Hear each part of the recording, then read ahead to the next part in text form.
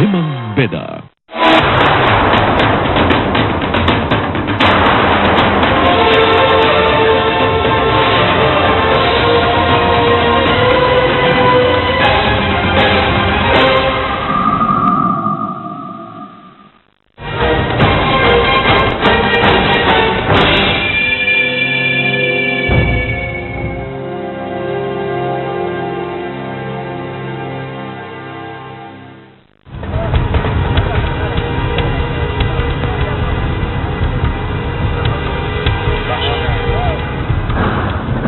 Sebagai gerbang laut penghubung Pulau Sumatera dan Jawa, Bakauheni adalah salah satu pelabuhan tersibuk di Indonesia.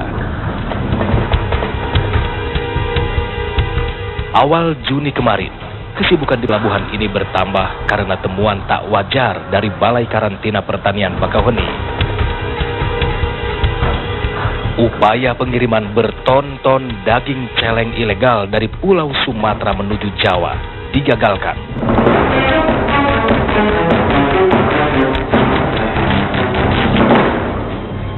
Sebanyak 1,2 ton daging celeng atau babi hutan disita Balai Karantina Pertanian atau Bakartan wilayah kerja Bakauheni, Lampung. Daging celeng ilegal ini dikemas dalam 12 karung besar yang berisi sekitar 120 plastik kecil dengan berat per plastik rata-rata 5 kg. Ada daging, ada batu bata. Daging ilegal ini dibawa menggunakan bus Lorena nomor polisi B7176WV, jurusan Jambi, Jakarta. Daging ini disita karena tidak disertai dokumen resmi.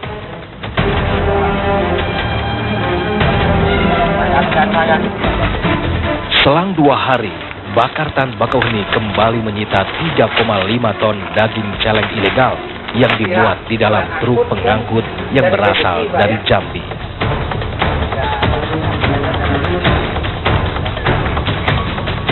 Daging celeng ini rencananya akan dikirim ke wilayah Jakarta dan Solo.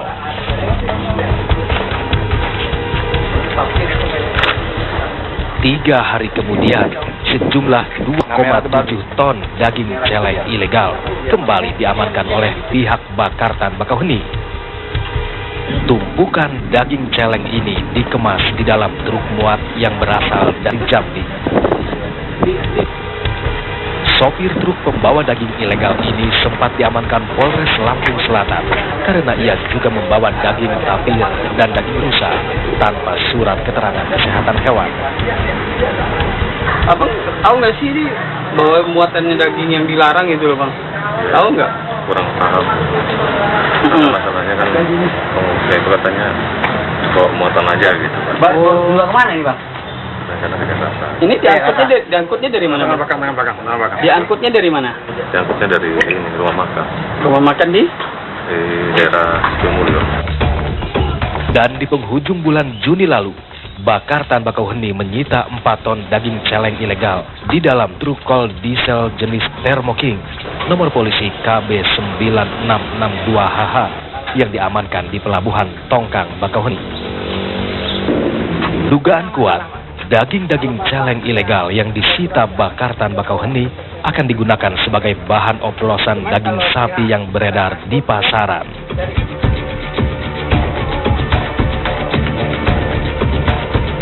Bakartan Bakauheni kembali menyita 2,8 ton lebih daging celeng ilegal yang diselundupkan melalui paket kiriman yang dititipkan melalui bus antar kota jurusan Pekanbaru, Jakarta. Daging celeng ini rencananya akan dikirim ke wilayah Karawaci, Tangerang, Banten.